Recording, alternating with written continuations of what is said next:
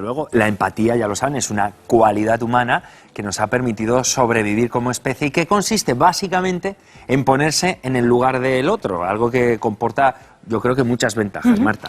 Entender mejor los sentimientos, las ideas, las experiencias de los demás nos hace más felices y nos ayuda a triunfar socialmente. Vamos a profundizar más esta habilidad social con la ayuda del psicólogo Luis Moya Albiol, que ha escrito un libro titulado precisamente así, La empatía. ¿Qué tal, Luis? Bienvenido al programa. Hola, buenas tardes, muchas gracias.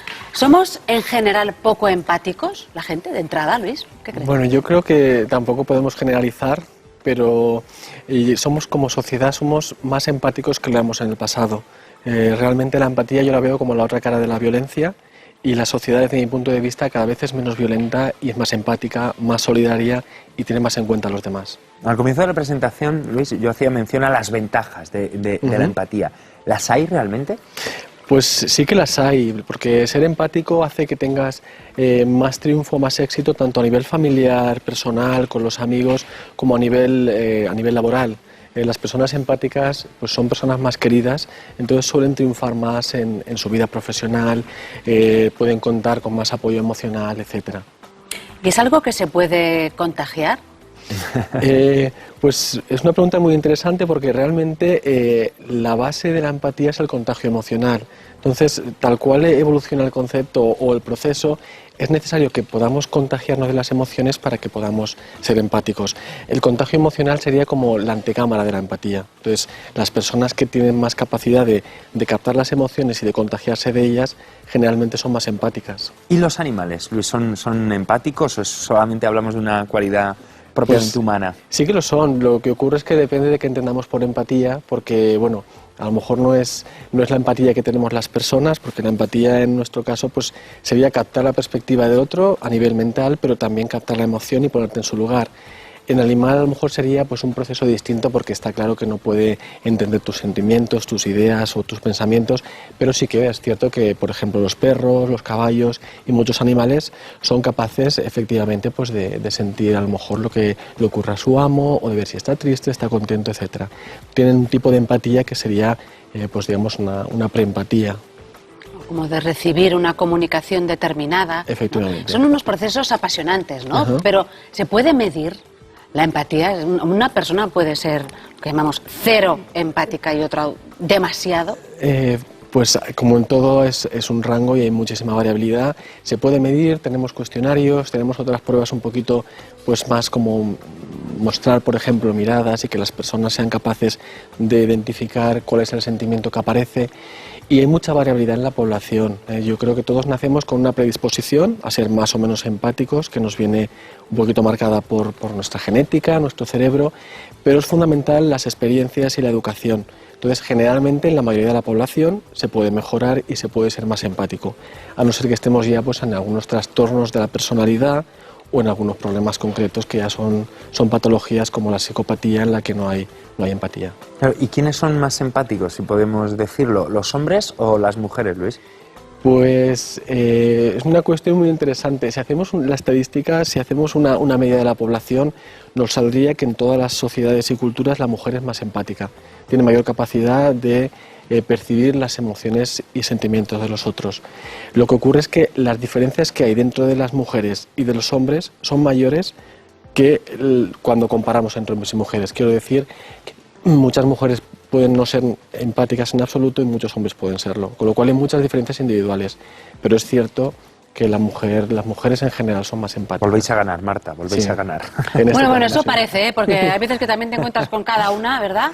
Puede darse el hecho de que la persona no sea empática y es lo que decías antes, que eso sea una enfermedad, o sea, que eso esté respondiendo a algún trastorno. Efectivamente, hay algunos trastornos, por ejemplo, cuando hablamos de los psicópatas se caracterizan porque no tienen empatía.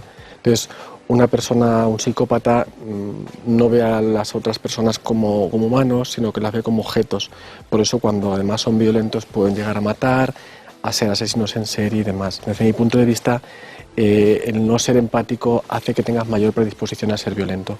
Además, hay otros problemas de la personalidad, como los que llamamos narcisistas, por ejemplo, que cuento un poco en el libro, que son tipologías de personas que no son empáticas. El problema es que cuando alguien no es empático, generalmente no es consciente de no serlo. Sabe que su vida personal no le va muy bien, que la gente se le aleja, que en el trabajo nadie quiere estar con ellos, pero no terminan de ver que a lo mejor el problema es que son personas poco empáticas y no se preocupan por los otros. ¿La depresión, Luis, puede llegar a afectar? Efectivamente, la depresión es un estado emocional transitorio la mayoría de las veces y afortunadamente, a no ser que se cronifique, y cuando una persona está deprimida tiene un problema para hacerse cargo de sus propias emociones, con lo cual es muy difícil que se pueda poner en el lugar de los demás.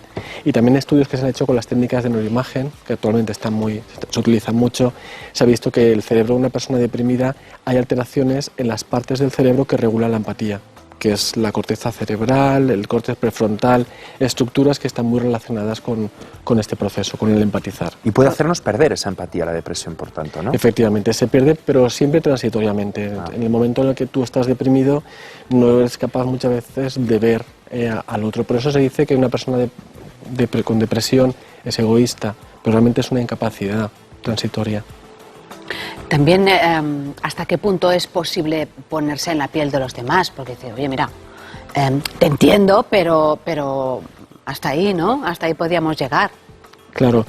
De alguna forma lo que cuento en el libro es que la gran mayoría de las personas tienen una empatía más subjetiva. Entonces, se ponen en el lugar del otro pensando en cómo ellas sentirían. Por ejemplo, si me contáis un problema que os ha ocurrido, pues yo pienso, ¿cómo me sentiría yo si me estuviera pasando esto?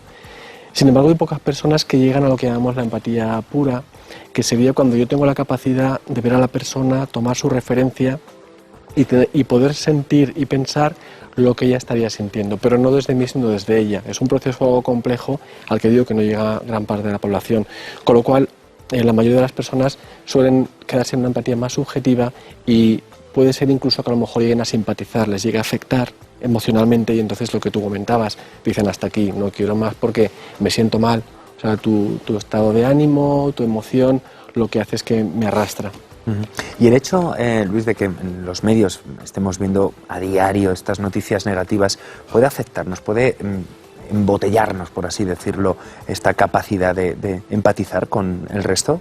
Puede insensibilizarnos de alguna forma, pues cuando vemos escenas de violencia, puede de alguna forma también pues contribuir a que seamos menos empáticos, pero yo creo que en general las personas que son empáticas lo siguen siendo, aunque sigan viendo estas noticias o sigan viendo toda esta información y tienen la capacidad de seguir siéndolo, porque son personas que generalmente también son más solidarias, más cooperativas y se preocupan por los demás.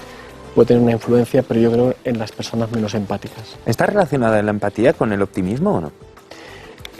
Sí que lo está, porque generalmente las personas empáticas tienen mayor capacidad para captar lo que es la positividad y suelen ser más optimistas. Entonces, además se sienten más queridas y tienen más boletos para ser más felices. Hemos comentado en las redes sociales que íbamos a hablar de este tema y hay mucha gente que tiene su particular versión de lo que es ser empático, ¿no? ¿Es más fácil ser empático, por ejemplo, con alguien que es más cercano a ti, que te puedes identificar con él? Efectivamente, generalmente, de hecho, muchas veces podemos conectar más con personas pues, que comparten unas aficiones o que comparten unos intereses y empatizamos con estas personas y con otras no. De hecho, muchas veces podemos llegar a ser más violentos con personas que vemos menos cercanas a nosotros. ¿Y podemos aprender a ser empáticos? Sí, se puede aprender, es algo que yo creo que se puede ya desde la escuela, desde el principio, desde la infancia, y que hay un trabajo importante que yo creo que como sociedad podríamos hacer, que es fomentar mucho la educación en valores, en empatía en la escuela, tanto a nivel transversal en todas las materias de los chavales como a nivel longitudinal. Y luego cuando alguien ya es adulto se puede aprender a ser empático, lo importante es que alguien quiera serlo y se puede... ¿Hay alguna clave? Seguro que a lo mejor alguien ha cogido ahora un bolígrafo y está esperando. A ver, Luis, pues cuéntanos. Hay varias técnicas, sobre todo flexibilidad mental, no cerrarnos a dogmas, sino tener en cuenta varias formas de entender la vida o varias perspectivas, o de que no siempre lo nuestro es lo más válido, sino que podemos considerar otros aspectos. Entonces yo creo que la flexibilidad mental es fundamental para que podamos ser más empáticos. Y luego considerando esos puntos de vista, tener en cuenta a los demás, que son personas, que tienen sus emociones, e ir aplicándolo. Luego hay otras técnicas como el mindfulness, que se puede utilizar también, que parte un poco pues, de la propia autoconciencia, que quiere decir tomar conciencia de cómo somos nosotros y demás, para después poder ayudar a los demás y poder entenderles. Dices que hay tests, que hay preguntas, cuestionarios sobre cómo se puede ser más empático o qué grado de empatía tienes, ¿no? Si no conoces a la persona, no la conoces de nada, por ejemplo, Luis, tú que eres profesional, ¿cómo puedes llegar a descubrir si es empática o no? Pues es una pregunta interesante y además no es fácil, porque la empatía tiene dos componentes. Tiene un componente que es más cognitivo, más mental, y otro que es más emocional. Entonces, una persona puede ser empática cognitivamente, con lo cual toma tu perspectiva, pero no está sintiendo realmente las emociones del otro. Y es, por ejemplo, lo que ocurre en el caso pues, de la psicopatía, como comentábamos antes. Un psicópata puede tener mucha empatía cognitiva, por eso son grandes manipuladores. Entonces, toma tu perspectiva y es un gran actor. Entonces, salvo estas ocasiones de personas que a lo mejor son más manipuladoras, más frías cognitivamente, podemos percibir, porque generalmente la persona empática se preocupa cuando le cuentas, cuando la conoces, se preocupa por tus emociones, le interesa tu bienestar, que estés a gusto en el trabajo, en la familia, en las relaciones. Entonces, hay unos indicadores. Si me estás preguntando si de un golpe de vista somos capaces, yo creo que es casi imposible, es muy difícil, sino que tienes que conocer un poco a la persona. Bueno, de todos los comentarios que estamos recibiendo a través de las redes sociales, sí. Ana Rubau dice que ser empático tendría que ser una cualidad imprescindible para el ejercicio de cargos políticos decisivos. ¿A nuestros políticos les falta empatía o no? Desde mi punto, bueno, yo creo que en la política habrá de todo, pero bueno, quizá a lo mejor sí que podrían tratar de empatizar en algunos de los casos, porque realmente yo creo que funcionaría mucho más, ¿no? Lo que cualquier organización, cualquier empresa o la política incluso, si alguien es empático, generalmente hará que las personas que estén a su alrededor estén a gusto y utilizará estrategias mucho más cooperativas que competitivas o de estar hablando mal de otras personas, etcétera. Yo creo que la empatía podría ser un aspecto a trabajar en política. También Helen Gómez Urbano dice que el trato al público en cualquier sector y puesto debería exigir habilidades empáticas. ¿Debería de ser una premisa antes de desempeñar ese trabajo? Pues yo creo que mejoraría mucho la calidad de los servicios, porque bueno, es cierto que te sentirías más acogido, te sentirías mejor tratado, pero claro, haría falta una buena selección y yo creo que actualmente no se hace. Pero incluso en las empresas también, yo creo que las grandes empresas, cuando los directivos son empáticos y tienen en cuenta las emociones, no solamente la productividad, sino las emociones de las personas, etcétera, funciona mucho mejor y para eso hace falta la empatía. Hay otra cuestión. ¿Tú crees que la empatía está inscrita en nuestros genes? ¿Todo el mundo puede desarrollar esa capacidad? Yo creo que tenemos una predisposición genética y biológica a ser empáticos, que de base lo que marca es que seamos más o menos empáticos. Entonces, en función de dónde vivimos, cómo nos educan, qué experiencias tenemos, etcétera, hará que una persona sea más o menos empática. Sí que hay un componente genético, igual que lo hay para la violencia, pero nunca es un determinismo. No por el hecho de estar marcado genéticamente vas a desarrollar, sino que es fundamental y yo creo que es genial que nuestra especie, los humanos, según nos eduquemos, según vivamos, las experiencias que tengamos, podemos desarrollar en este caso mucho la empatía. Fíjate, Luis, que Encarni Torres Prieto dice que siempre me he planteado si empatizar es una ventaja o una desventaja. Claro, porque si evidentemente empatizas de tal manera que el sufrimiento del otro te lo haces tuyo... Claro, pues también es una cuestión muy interesante que en el libro la comento mucho y hablo de empatía y simpatía.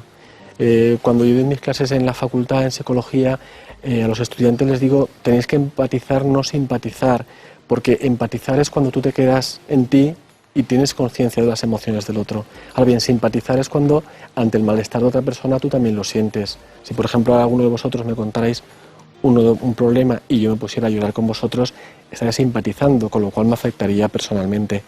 Es malo para mí por lo que me pregunta esta persona y aparte tampoco ayudo a la persona porque me voy detrás. Entonces sí que hay que diferenciar mucho empatizar, que es estar yo en mí, tomo conciencia de tu dolor o de tu sentimiento, pero soy otra persona. Es un como sí, pero nunca es esta simpatía, ¿no?, que me preguntan.